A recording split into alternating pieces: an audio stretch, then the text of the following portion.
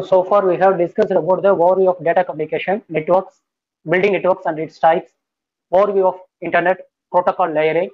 Then last class, we had discussed about OSI mode and a physical layer, and also overview of data and signals, right? So in this lecture, we are going to discuss about introduction to data link layer, right? So what is data link layer?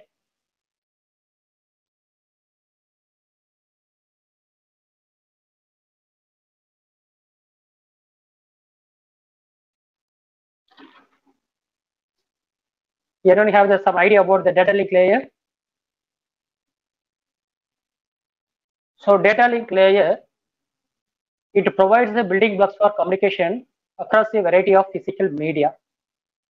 So it connects upper layer process to the physical media. So this is the second layer in your OSI model. From bottom to up approach, so this layer is connected as a second layer. So after physical layer, it will be connected with the data link layer, isn't it?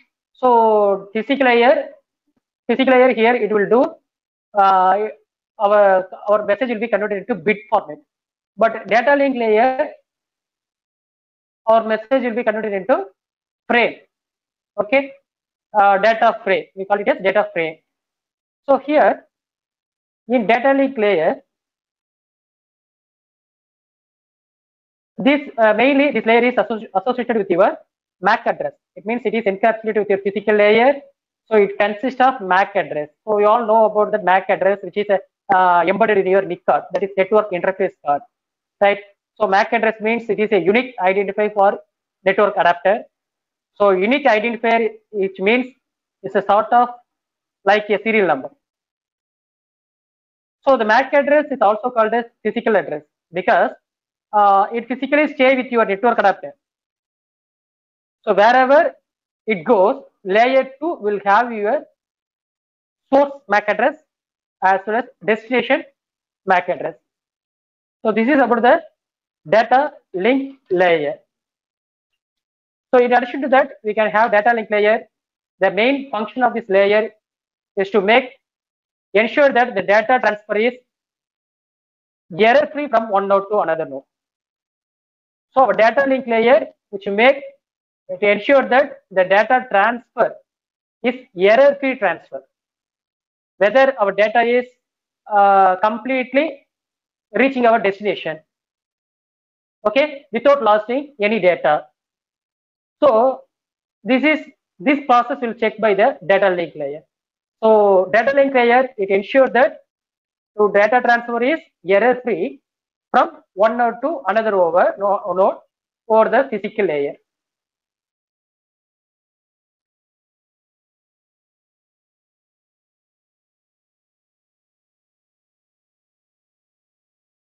Yeah.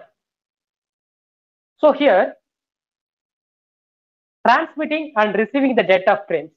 Already, as I said, in data link layer, our data will be transmitted in the form of frames.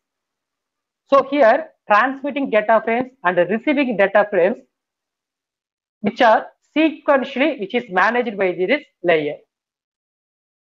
Because this frame to the receiver, as well as our data link layer, it expects acknowledgement for the frames which is received from the receiver. Once it will get acknowledgement, it will send other set of frames. Suppose it doesn't get any acknowledgement from the receiving side, again our data link layer, it will be resending of non-acknowledged receive frames. So which is also handled by this layer. So this is also handled by our data link layer. So mainly this data link layer, it establishes our logic layer between the two nodes, and also it manages the frame traffic control over the networks.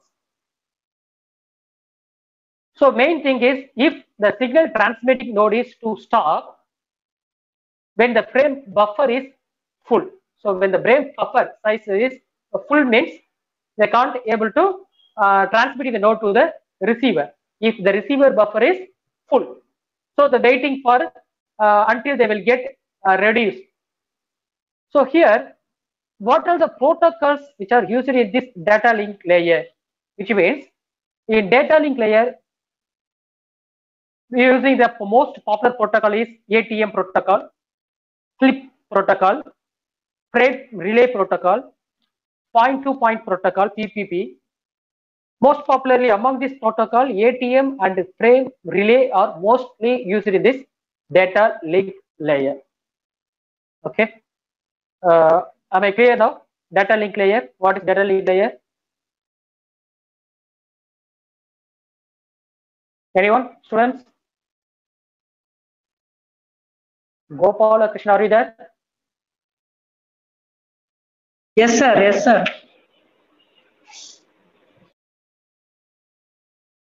Understandable?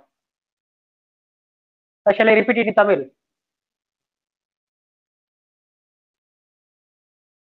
Is it okay for you? Data link layer? Yes, sir. Okay, sir. Okay, fine. So now, next we move on to data and signal. Yeah, this is also last time we had discussed about data and signal.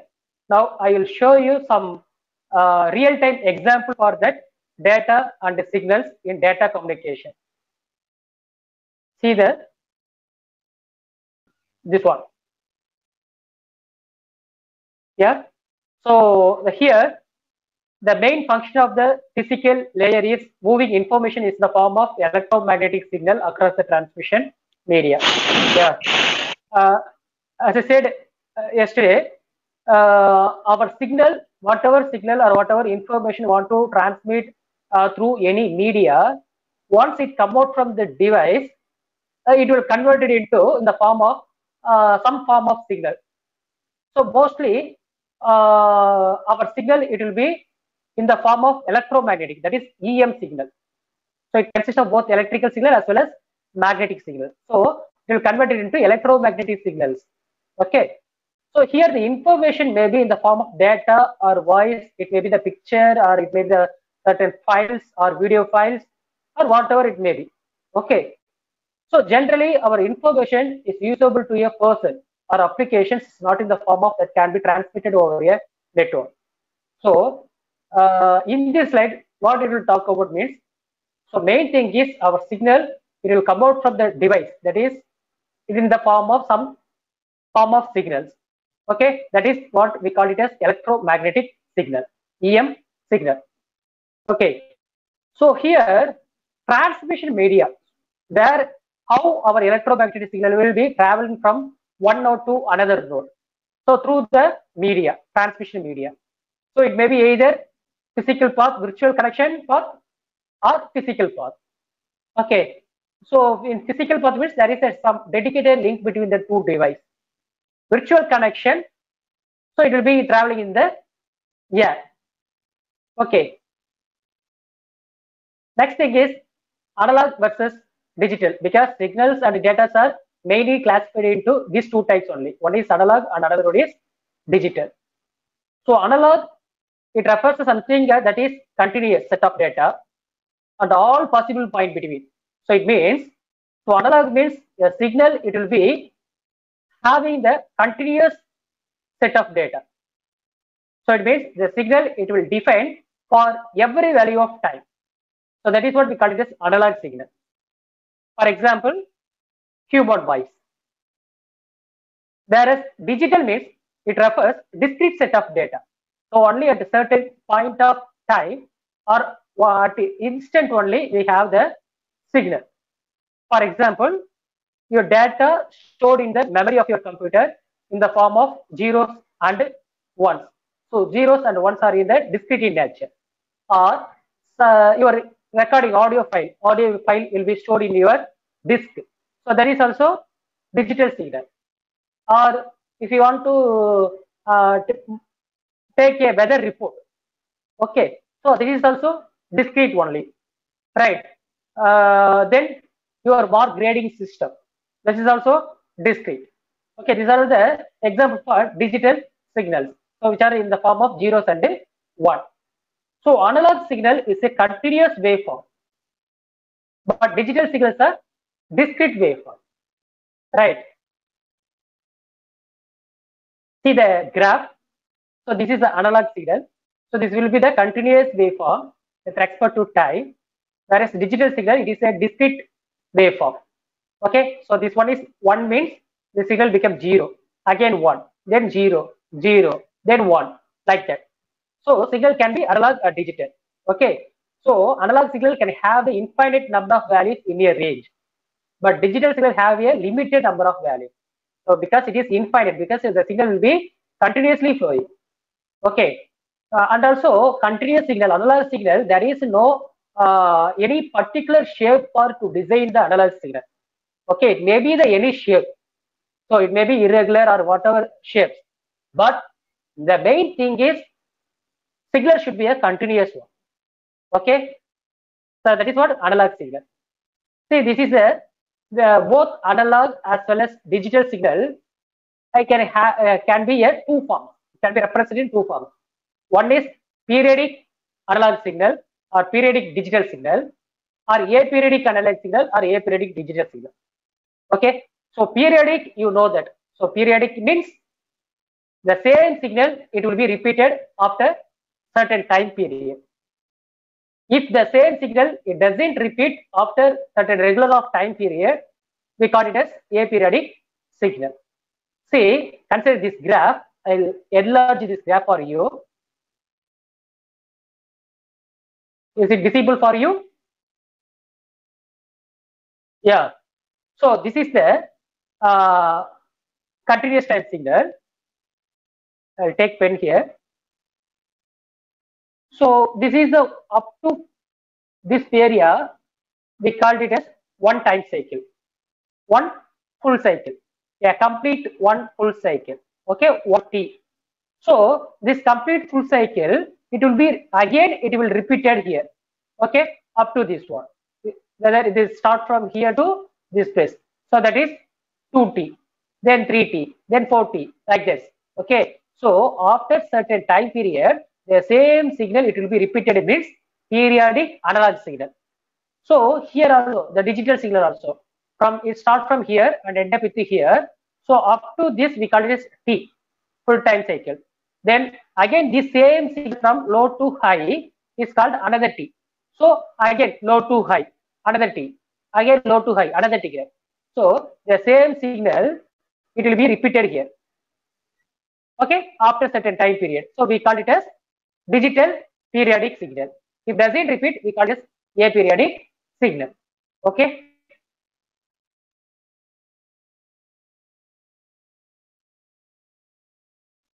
Next, move on to next slide. See, aperiodic signal. So here in this diagram, look at this diagram. So in this diagram, the analog signal. So it starts from here to 0 to here in this point. Okay, but after this point, the signal will do not repeat here, isn't it? So it will stop at a positive half cycle only. So here also the signal high to low, this is one complete time cycle, but here the same signal, it will never repeated after time period.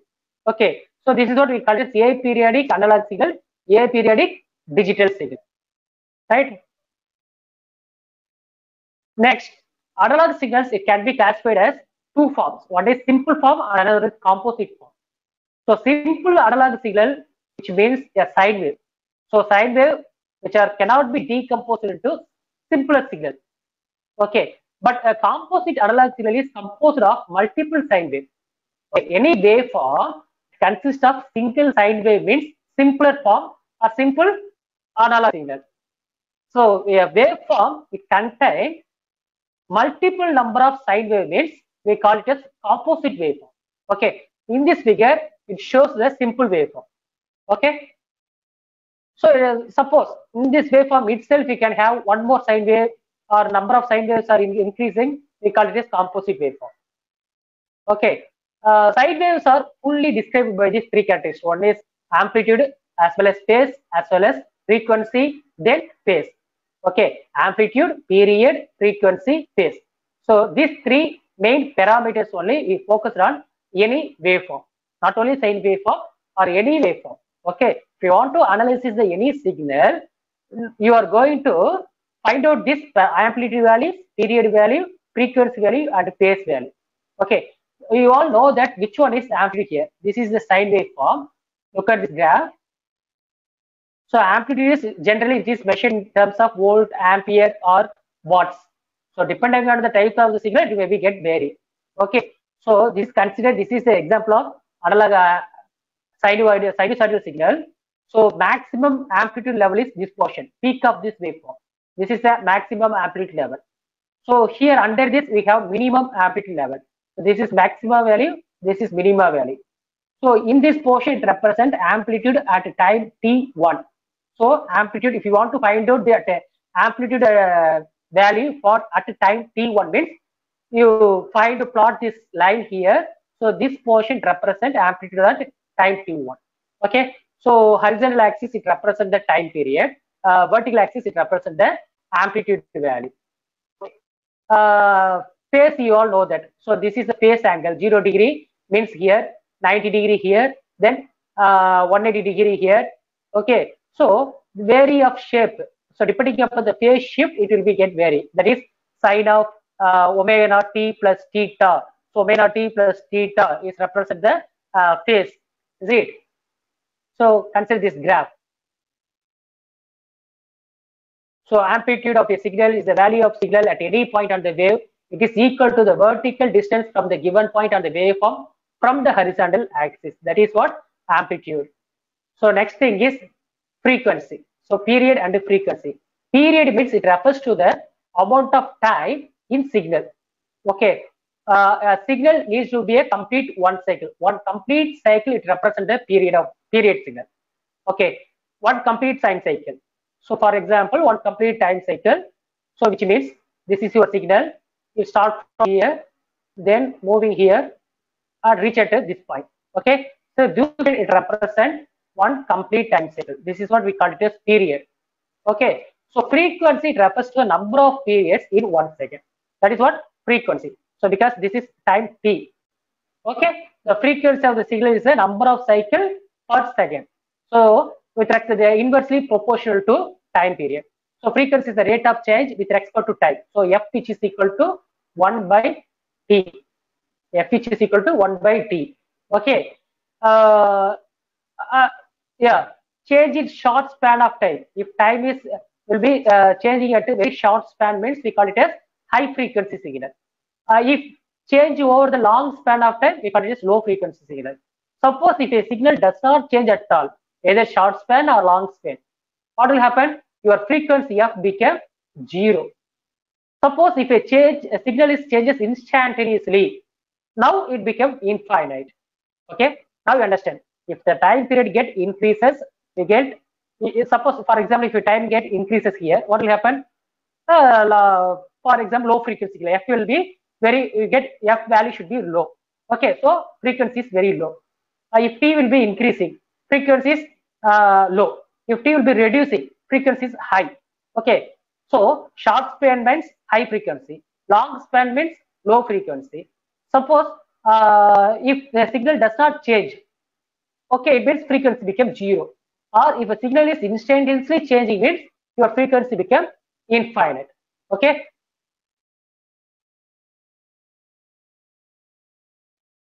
Next, see this graph. Look at this graph. So this is amplitude versus time period. So periodic sinusoidal waveforms are there. Continuously it will be flowing. So this portion to this one represents one complete time cycle, which is called period. Okay. So here how many periods are there? So here 1. So here 2, then 3, then 4, then 5, then 6. So totally 6 periods are there. Can you find out the period? See, up to from this point to this point, 1 period. Next, from this point to this one, 2nd period. Then this node to this one, 3rd period. From this to this one, 4th period. this one to this one, 60 period, this one to this one, 60 period. So totally 6 T's are there. So totally 6 T's are there. Suppose if you just take to analysis only the first time period means, okay, so it will, you can say it is period which is equal to 1 by 6 s, 1 by 6 s. Okay, 6 period in 1 seconds. That is what frequency equal to 6 hertz. Suppose if we consider what is the 1 T means 1 hertz signal. Anybody ask you to draw the 1 hertz signal means, so this one to this one is called 1 hertz. So totally here 6 time period. So final total period is 6. So your frequency should be in terms of 6 hertz. Okay, now you understand. Okay, what is amplitude, what is frequency, and what is period. Okay, next slide.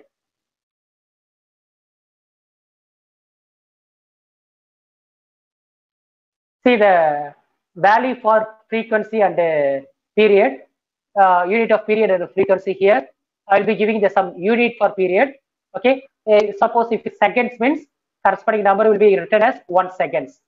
Okay, in terms of frequency. Okay, time period means unit for time is seconds. Unit for frequency is hertz. And also here you just look into here, corresponding equivalent values are also available here, right? So second means 1 second, millisecond means 10 to the power of minus 3 seconds, microsecond means 10 to the power of minus 6 seconds, nanosecond means 10 to the power of minus 9 seconds, picosecond means 10 to the power of minus 12 seconds. Whereas in frequency, hertz, the unit for frequency is hertz. Okay, hertz means 1 hertz, H, capital H, small z. Next, kilohertz means 10 to the power of 3 hertz. Megahertz means 10 to the power of 6 hertz. Giga means 10 to the power of 9. Tera means 10 to the power of 12 hertz. Okay, so these are the various unit for time period as well as various unit for frequency. Okay, up to this, if you have any doubt.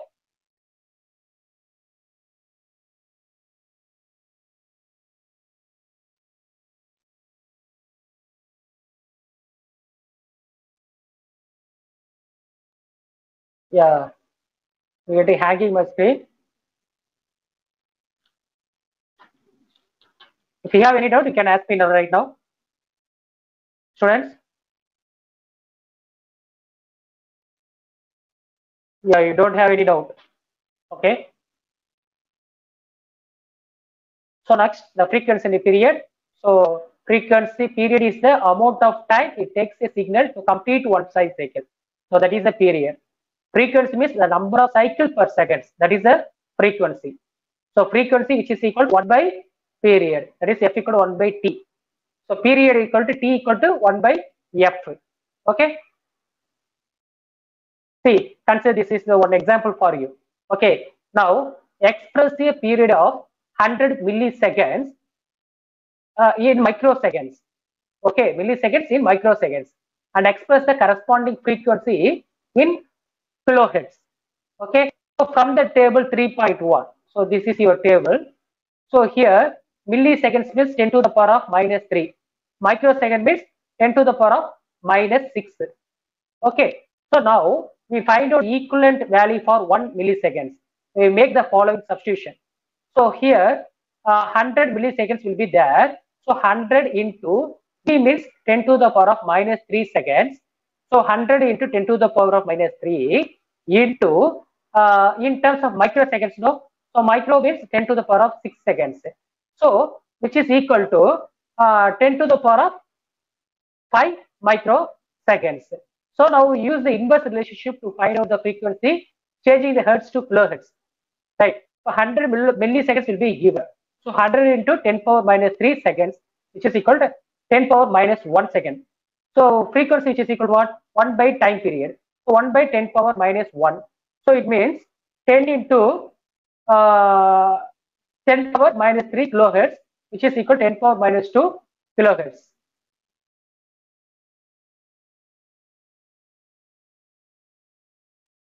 Do you have any doubt in this problem? Here the problem is the period will be given, okay, in milliseconds. You want to express the period in millisecond to microsecond. Likewise, frequency also same thing, only have to take the frequency value. Okay, then those value can be expressed in terms of kilohertz value. Okay, so here look at this final result.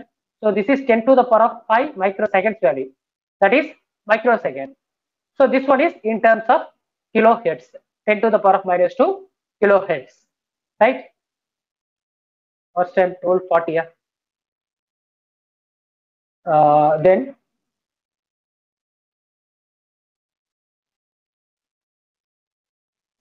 yeah, one more thing is I want to share with you, that is phase change. Okay, the term of phase, it will describe the of the waveform.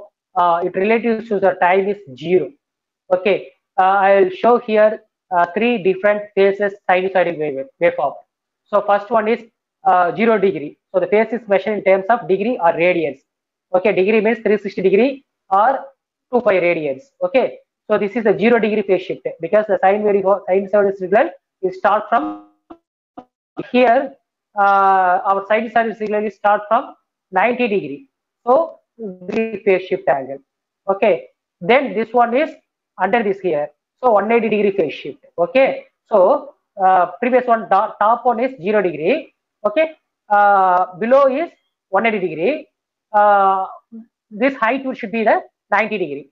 So it means our signal will be shifted here. 1/4 cycle here. Here it will take 1/2 cycle. Half cycle will be shifted here.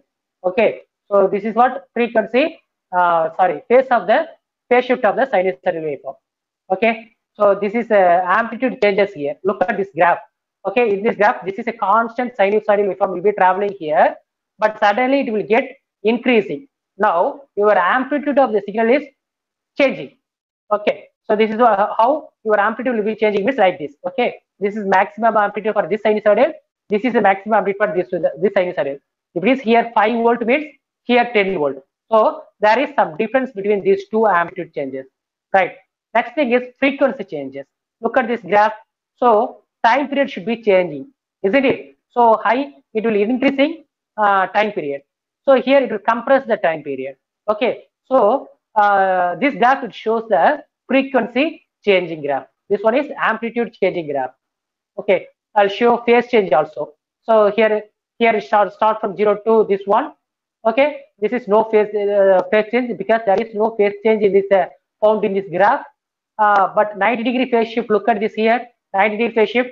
So this portion will be get here straight away, that is straight line. Okay, so our signal is start from 90 degree. Okay, that is high value. So that is 90 degree phase shift, because you all know that sine waveform means sine 0 is 0, sine 90 means 1. So your amplitude became here 1. Okay, next 180 degree phase shift here. So this portion, this is 270 degree phase shift. Okay, so 270 degree means under. Okay, so this is where for phase change will be happen. Okay, next thing is time and frequency. Look at the time and frequency, time domain representation and frequency domain representation. Okay, for example, A, which is equal to 5, this number, it represents the amplitude of the signal. So this is the maximum amplitude. So I put here F5. Okay, next phi equal to 0. Yeah, here there is no phase shift occur in this graph form. So I put phi equal to 0. Next thing is, I want to write down this sine waveform in terms of mathematical representation. So how to write the mathematical representation? So any signal x of t, which is equal to a sine 2 pi f t plus phi, isn't it? So this is a standard formula. So standard formula for sinusoidal signal is, how to write the sinusoidal? So x of t for continuous time. So I represent x of t.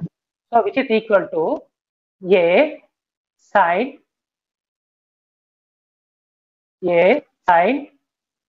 2 pi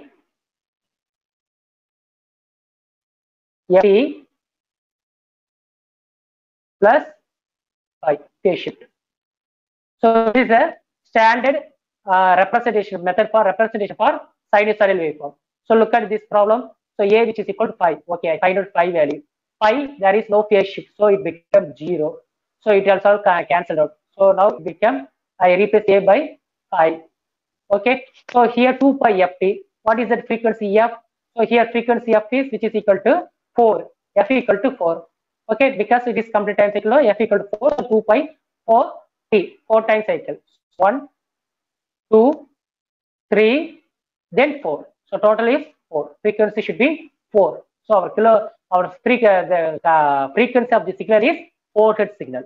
Okay, 4 Hz signal. I draw the sinusoidal waveform for 4 Hz means I have to draw 4 cycle of sinusoidal waveform. That is the 4 Hz signal. Okay, now I understand. Next thing is look at this graph. So this is the amplitude level is 10. Frequencies you count down. So totally 8 Hz. There is no phase shift. So pi equal to 0. Now you write down this mathematical representation. Okay. So anyone ask you for to write down the amplitude value, frequency value, and phase value for the given signal means you have to write down like this. Or someone ask you to the given just the parameter value should be given. With the help of this value, you can able to draw this graph also. Okay, that's why I will show this much diagram for you. Then second thing is time and frequency. Look at these two graphs.